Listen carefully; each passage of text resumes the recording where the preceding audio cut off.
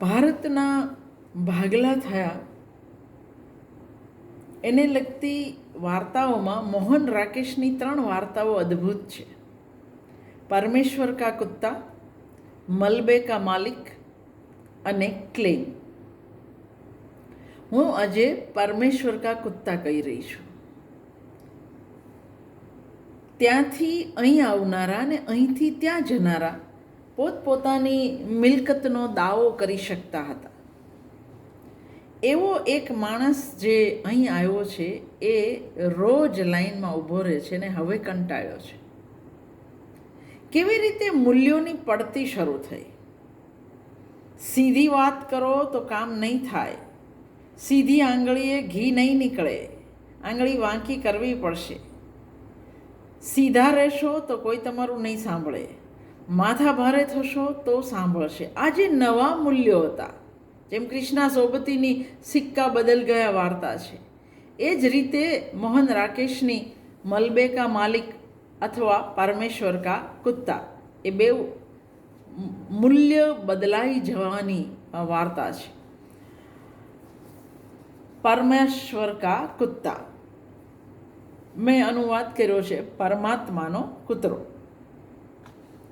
કેટલા બધા લોકો કોઈના બેસણામાં આવ્યા હોય એમ માથા લટકાવીને અહીં તહીં બેઠા હતા. કેટલાક લોકો એમની પોટલીઓ ખોલીને ખાઈ રહ્યા હતા. એકાદ બે જણા કમ્પાઉન્ડની બહાર સડકને કિનારે માથા હેઠળ પાઘડી રાખીને લાંબા થયા હતા. છોલેપુરીવાળાને તડાકો પડી ગયો હતો. કોર્પોરેશનના નળ પાસે નાની સરખી લાઈન લાગી હતી. નળની પાસે ખુરશી રાખીને બેઠેલો અરજી લખવા વાળો ફટાફટ અરજીઓ ટાઈપ કરી રહ્યો હતો. એના માથા પરથી ઉતરી પરસેવો એના હોઠ પર રેલાઈ રહ્યો હતો, પણ એને પરસેવો લૂછવાની પણ નવરાશ નહોતી, એટલી અરજીઓ હતી. સફેદ દાઢીવાળા 2-3 ઊંચા જાટ એમની લાઠીઓના ટેકે નમીને અરજીવાળો નવરો પડે એની રાહ જોઈ રહ્યા હતા. તડકાથી બચવા માટે અરજી લખવાવાળાએ તાલપત્રીની જે આડશ કરી હતી એ પવનના કારણે ઉડું થઈ રહી હતી. થોડેક દૂર મૂડા પર બેઠેલો એનો છોકરો અંગ્રેજી બાળપોથી રટી રહ્યો હતો. CAT કેટ એટલે બિલાડી, BAT બેટ એટલે બેટ, FAT ફેટ એટલે જાડો. અંગ્રેજી કેટલી વહેલી હતી તે જુઓ. બુશકોટના અડધા બટન ખુલ્લા હોય એવા કેટલાક કારકુનો બગલમાં ફાઇલો દબાવી એકબીજાની મજાક મશ્કરી કરતાં રજિસ્ટ્રેશન બ્રાન્ચથી રેકોર્ડ બ્રાન્ચ તરફ જઈ રહ્યા હતા. લાલ પટ્ટો બાંધેલો ચપરાસી પોતાના સ્ટૂલ પર બેઠો આસપાસની ભીડથી બેખબર થઈ મનોમન કંઈ હિસાબ કરી રહ્યો હતો. આ આખો માહોલ. અને હવે એક 70-75 વર્ષની વૃદ્ધા લોકોને પૂછી રહી હતી કે એના છોકરાના મર્યા પછી એના નામે ફાળવાયેલી જમીનની પોતે હકદાર થઈ શકે કે નહીં.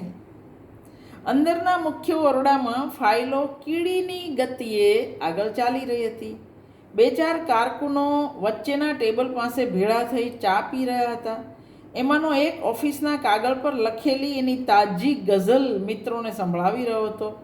ચોક્કસ આણે શમા કે 20મી સદીના કોઈ જૂના અંકમાંથી ઉઠાંતરી કરી હશે એવા વિશ્વાસ સાથે મિત્રો એની ગઝલ સાંભળી રહ્યા હતા. અઝીઝ સાહેબ, આ શેર આજે જ લખ્યા છે. 12 કામ માટે આવેલા લોકોની લાઈનો લાગી છે અને અહીંયા ગઝલના શેર સંભળાવીને વાહ થઈ રહી છે. તમે જુઓ, આપણે તંત્ર કેટલું વહેલું સડી ગયું હતું એ જુઓ. અઝીઝ સાહેબ, આ શેર આજે જ લખ્યા છે કે પછી પહેલાં લખેલા શેર યાદ આવી ગયા? એક કારકુને ડાબી આંખ જરાક દબાવીને પૂછ્યું. અરે, એકદમ તાજી ગઝલ છે. અદાલતમાં ઊભા થઈ સોગંદ ખાઈને કહેતા હોય એવા અંદાજમાં અઝીઝ સાહેબે કહ્યું, મારો ગઝલ સંગ્રહ તો કોઈ સંશોધક સંપાદિત કરશે. જોરદાર અટ્ટહાસ્ય ગુંજી ઉઠ્યું. પછી ના અવાજોએ વચ્ચે જ એ અટ્ટહાસ્યને દબાવી દીધું. અટ્ટહાસ્ય પર બ્રેક લાગી એનો અર્થ કે કમિશનર સાહેબ એમની કેબિનમાં પધારી ચૂક્યા છે. થોડીક વાર વાતચીતમાં વિરામ પડ્યો. આ વિરામ દરમિયાન સુરજીતસિંહ ગુરમીતસિંહની ફાઇલ આગળની કાર્યવાહી માટે એક ટેબલથી બીજા ટેબલ પર પહોંચી. સુરજીતસિંહ ગુરમીતસિંહ હસતો હસતો ઓરડાની બહાર ગયો. જે કારકુનના ટેબલ પરથી ફાઇલ ગઈ હતી એ 5 રૂપિયાની નોટને પંપાળતો પંપાળતો ચા પીવાના ટોળામાં ભળ્યો.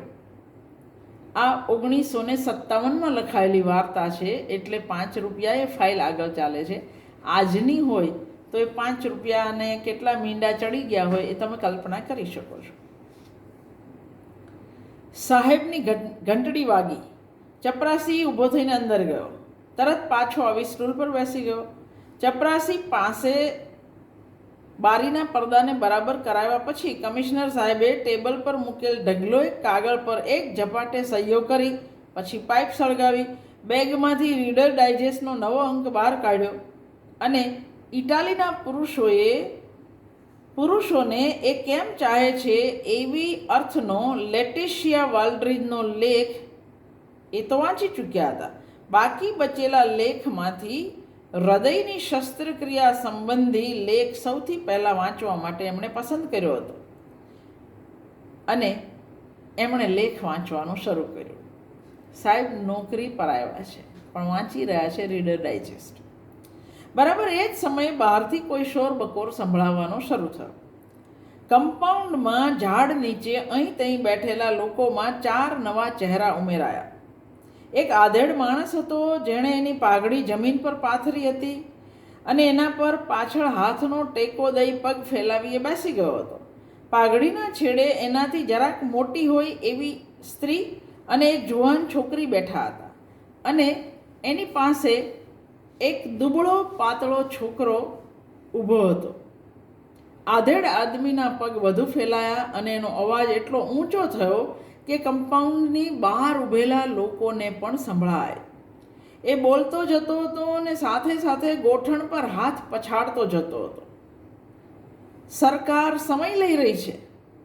5-10 વર્ષમાં સરકાર ફેંસલો કરશે કે અરજી મંજૂર થવી જોઈએ કે નહીં એમ. સાલાઓ, યમરાજ પણ અમારો સમય ગણી રહ્યો છે. ત્યાં યમરાજનો સમય પૂરો થશે ત્યારે અહીં તમારી પાસેથી ખબર પડશે કે અમારી અરજી મંજૂર થઈ છે. ચપરાસી જમીન પર પગ જમાવીને ટટ્ટાર ઊભો થઈ ગયો. કમ્પાઉન્ડમાં અહીં ત્યાં બેઠેલા અને લાંબા થયેલા બધા લોકો પોતપોતાની જગા પર ટટ્ટાર થઈ ગયા. કેટલાક લોકો ટોળે મળ્યા. સાલી 2 વર્ષથી અરજી આપી રાખી છે કે જમીનના નામે તમે મને જે ખાડો ફાળવ્યો છે એના બદલામાં મને બીજી જમીન આપો. તમે તો મને ખાડો આપ્યો છે. પણ 2 વર્ષ વીતી જવા છતાંય અરજી આ 2 ઓરડાને વટાવીને બહાર નથી જઈ શકી. એ આદમી હવે જાણે કે સભામાં ભાષણ આપતો હોય એમ બોલવા માંડ્યો. અરજીને આ ઓરડામાંથી પેલા ઓરડામાં જવા માટે સમય લાગે છે. આ ટેબલથી પેલા ટેબલ સુધી જવામાં સમય લાગે છે. સરકાર સમય લઈ રહી છે. તો લ્યો, હું આવી ગયો છું. આજે હું મારું ઘર બાર બધું લઈને અહીં જ આવી ગયો છું. હવે લઈ લો તમારે જેટલો સમય લેવો હોય એટલો. 7 વર્ષના ભૂખમરા પછી સાલાઓએ મને જમીન આપી તો કેવી આપી? 100 વારનો ખાડો. એમાં હું શું મારા બાપ દાદાના અસ્થિ દાટો? મેં અરજી દીધી હતી કે મને 100 વારને બદલે ભલે 50 વાર આપો, પણ જમીન આપો, ખાડો નહીં. પણ મારી અરજી 2 વર્ષથી હજી ત્યાંની ત્યાં જ સમય લઈ રહી છે.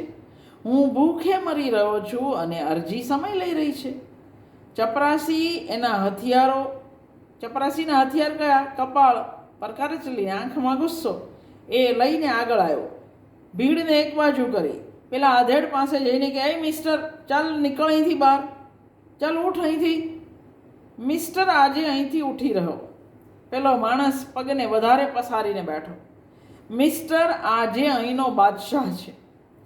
પહેલાં આ મિસ્ટર દેશના બેતાજ બાદશાહોની જય બોલાવતો હતો, પણ હવે કોઈની જય બોલાવતો નથી. હવે એ પોતે જ અહીંનો બાદશાહ છે, બેતાજ બાદશાહ. હવે એને કોઈ લાજ શરમ નથી. એના પર હવે કોઈનો હુકમ ચાલવાનો નથી. સમજ્યા ચપરાસી રાજા? હમણાં તને ખબર પડી જશે કે તારા પર કોનો હુકમ ચાલે છે કે નહીં. ચપરાસી વધારે ગરમ થયો. હમણાં જો પોલીસને સોંપી દઈશું ને તો તારી બધી બાદશાહી નીકળી જશે.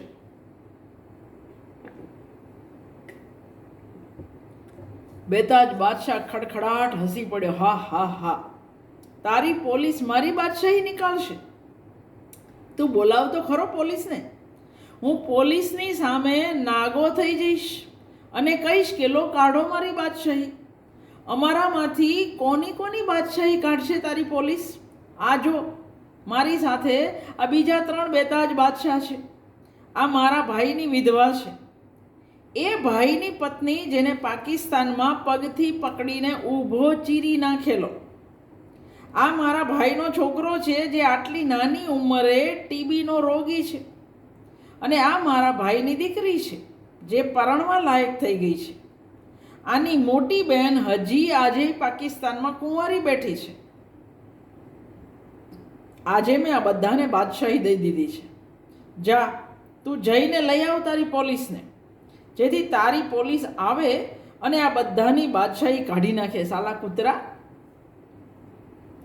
અંદરથી થોડા કારકુન પણ બહાર નીકળી આવ્યા. સાલા કૂતરા સાંભળીને ચપરાસીએ જાત પરનો કાબુ ગુમાવી દીધો. ભયાનક ગુસ્સામાં એ પેલાને બાવડેથી ઝાલીને ઘસડવા માંડ્યો. તને હમણાં ખબર પડી જશે સાલા કે કૂતરો કોણ છે. હું તને મારીને અને એણે ફાટેલા બૂટથી એક ઠોકર પેલાને મારી. પેલી સ્ત્રી અને છોકરી ડરીને ત્યાંથી ખસી ગયા. છોકરો જે ટીબી પેશન્ટ હતો એ એક બાજુએ જઈને રોવા માંડ્યો. કારકુનો ભીડને એક બાજુ હટાવતા આગળ આવ્યા અને પેલા માણસ પાસેથી ચપરાસીને આઘો ખસેડ્યો. ચપરાસી તોય બડબડતો રહ્યો. સાલો નાલાયક ઓફિસમાં આવીને ગાળો દે છે. હું એને હમણાં દેખાડી દેત. તું એકલો નહીં, તમે બધા જ અહીં કૂતરા છો. એ માણસ બોલતો રહ્યો. તમે બધા જ કૂતરા છો અને હું પણ કૂતરો છું. ફરક માત્ર એટલો છે કે તમે બધા સરકારના કૂતરા છો, અમારા જેવા લોકોના હાડકાં ચૂસો છો અને સરકાર તરફથી ભસો છો, જ્યારે હું પરમાત્માનો કૂતરો છું. એની આપેલી હવા ખાઈને જીવું છું અને એના તરફથી ભસું છું. પરમાત્માનું ઘર ન્યાયનું ઘર છે. હું એના ઘરની રખેવાળી કરું છું. તમે બધા એના ન્યાયરૂપી ધનના લૂંટનારાઓ છો. તમારી તરફ ભસવું એ મારી ફરજ છે. મારા માલિકનું એવું ફરમાન છે. મારે તમારી સાથે પરાપૂર્વથી વેર છે. કૂતરાનો દુશ્મન કૂતરો જ હોય. તમે મારા દુશ્મન છો, હું તમારો દુશ્મન છું. હું એકલો છું. તમે આટલા બધા ભેળા થઈને મને મારો, મને અહીંથી કાઢી મૂકો તો પણ હું ભસતો રહીશ. તમે મને ભસતો બંધ કરી શકવાના નથી.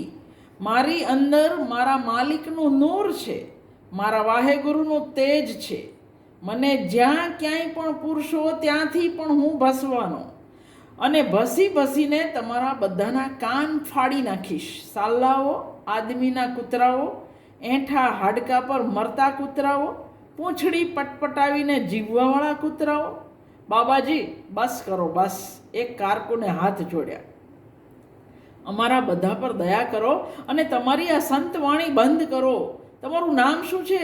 તમારો કેસ શું છે એ બોલો ને. મારું નામ છે 1226/7. 1226/7 વચ્ચે લાઈન આડી. મારા મા બાપે પાડેલું નામ તો તમે કૂતરાઓ ખાઈ ગયા. હવે તો આ જ નામ છે જે તમારી ઓફિસવાળાઓએ દીધું છે. હું 1226/7 નંબર છું. મારું બીજું કોઈ નામ નથી. મારું આ જ નામ યાદ રાખજો. તમારી ડાયરીમાં લખી લો, વાહેગુરુનો કૂતરો 1226/7. બાબાજી આજે જાઓ, કાલે કે પરમ દિવસે આવજો. તમારી અરજી પરની કાર્યવાહી લગભગ પૂરી થઈ ગઈ છે. લગભગ પૂરી થઈ ચૂકી છે અને હું પોતે પણ હવે લગભગ પૂરો થઈ ગયો છું. હવે જોવાનું એ છે કે પહેલાં કાર્યવાહી પૂરી થાય છે કે પહેલાં હું પતી જાઉં છું. એક તરફ સરકારની લીલા છે અને બીજી બાજુ પરમાત્માની લીલા છે. તમારું લગભગ અહીં ઓફિસમાં જ રહેશે અને મારું લગભગ કફનમાં પહોંચી જશે. સાલ્લાઓએ ભણી ગણીને માત્ર 2 જ શબ્દ શોધ્યા છે, કદાચ અને લગભગ. કદાચ તમારા કાગળિયા ઉપર જતા રહ્યા છે. કાર્યવાહી લગભગ પૂરી થઈ ચૂકી છે. કદાચમાંથી કાઢો ને લગભગમાં નાખો, લગભગમાંથી કાઢો ને કદાચમાં ડૂબાડી દો. લગભગ 3-4 મહિનામાં તપાસ થશે, કદાચ મહિના 2 મહિનામાં રિપોર્ટ આવશે. પણ હું આજે કદાચ અને લગભગ બેયને ઘરે મૂકીને આવ્યો છું. હું અહીં બેઠો છું અને અહીં જ બેસી રહીશ. મારું કામ જો થવાનું હોય તો આજે જ થશે, હમણાં જ થશે. તમારા કદાચ અને લગભગના ઘરાકો જો આ બધા મારી પાછળ ઊભા. આ ઠગાઈ એમની સાથે કરો. કારકુનોને લાગ્યું કે એમની સદભાવનાઓનો આવો પ્રભાવ. નિરાશ થઈ કારકુન બધા એક પછી એક અંદર જવા માંડ્યા. બેઠો છે તો બેસી રહેવા દો, બકતો હોય તો બકવા દો. સાલો દાદાગીરીથી કામ કઢાવવા માંગે છે, ભલે મરી જાય બસીને. કારકુનોની સાથે ચપરાસી પણ બબડતો એના સ્ટૂલ પર જઈને બેઠો. હું તો સાલાના દાંત તોડી નાખત, પણ સાહેબ લોક માલિક કહેવાય અને માલિકનો હુકમ માનવો પડે. અરે બાબા, જરાક શાંતિથી કામ લો. અહીં વિનંતી ચાલે છે, પૈસા ચાલે છે, દાદાગીરી નહીં. ટોળામાંથી કોઈએ એને સમજાવ્યા. પેલો માણસ ઊભો થઈ ગયો. પણ પરમાત્માનો હુકમ તો દરેક જગ્યાએ ચાલે છે. એ માણસ ખમીસ ઉતારીને બોલ્યો. અને પરમાત્માના હુકમથી આજે આ બેતાજ બાદશાહ એક પણ લુગડા પહેર્યા વગર કમિશનરની કેબિનમાં જવાનો. આજે ઉઘાડી પીઠ પર સાહેબના દંડા ખાવાનો. આજે એ જોડાની ઠોકરો ખાઈને જાન દેવાનો. પણ આજે એ કોઈને વિનવણી નહીં કરે, કોઈને પૈસા નહીં ધરે, કોઈની આરતી નહીં ઉતારે. જે વાહેગુરુની પૂજા કરે એ બીજા કોઈની પૂજા ન કરી શકે. તો વાહેગુરુનું નામ લઈ અને એણે જે કહ્યું એ કરી દેખાડે. પહેલાં 1-2 માણસોએ એને પકડી લીધો અને ધોતીની ગાંઠ પર રાખેલા એના હાથને પકડ્યો. બેતાજ બાદશાહ એનો હાથ છોડાવવા મથવા માંડ્યો.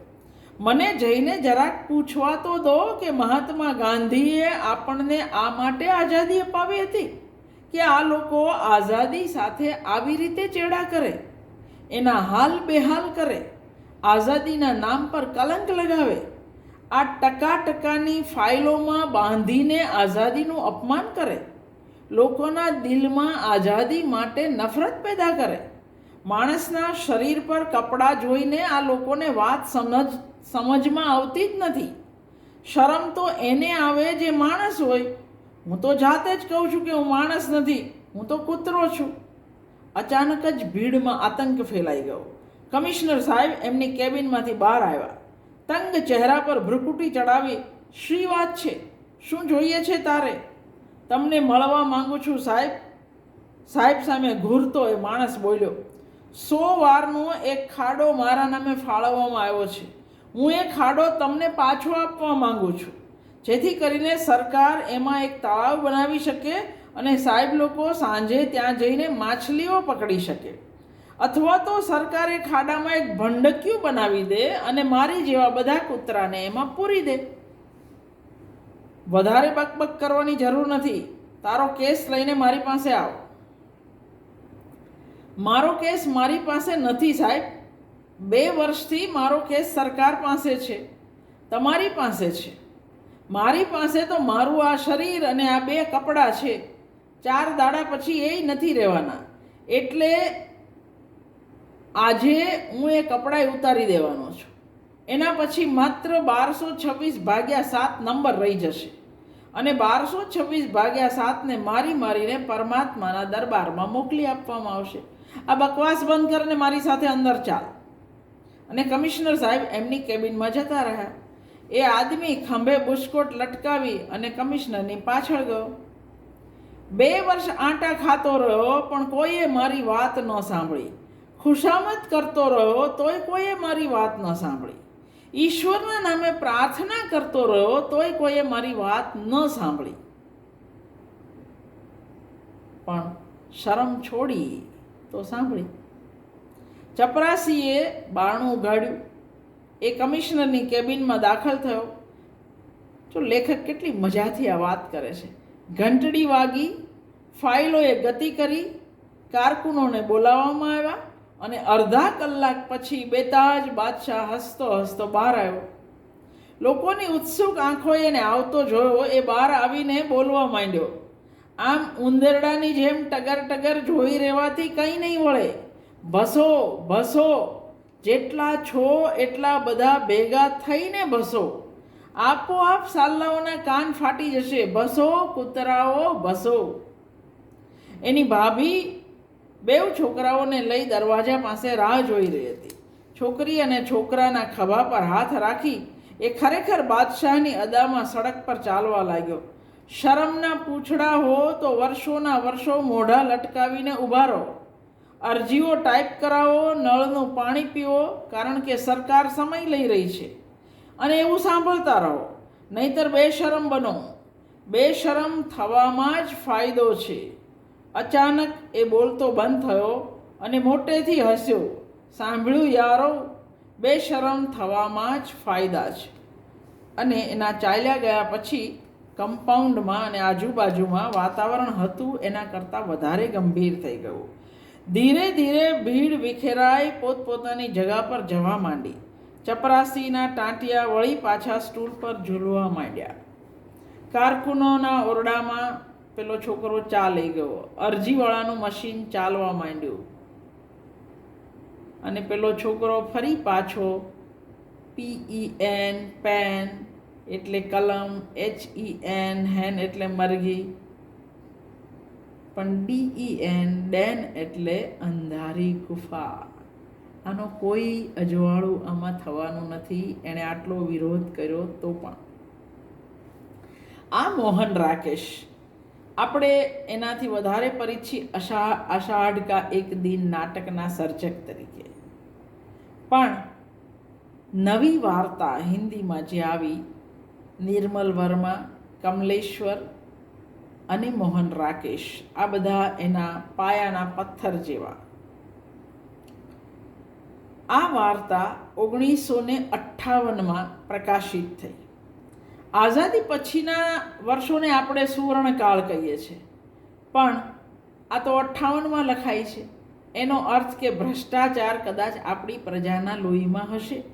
સૌથી ધાર્મિક પ્રજા સૌથી પ્રમાણિક અને નૈતિક હોવી જોઈએ, પણ ખરેખર એવું છે ખરું? વિધિ વિધાનોમાં રહી જતો ધર્મ રસ્તા પર ઉછળતો રહે છે, સમસ્યાઓ વધારતો રહે છે, પણ માણસના અંદરના તત્વને એ સત્વમાં બદલી શક્યો નથી.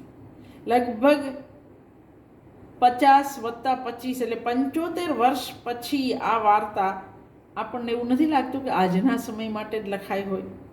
જરાક જ ફેરફાર કરવા પડે. હવે 5ની નોટથી ફાઇલ ગતિ ન કરે. વર્ષો વીતવા સાથે 5 પરના મીંડા વધ્યા છે. બસ બાકીનું બધું જેમનું તેમ જ છે.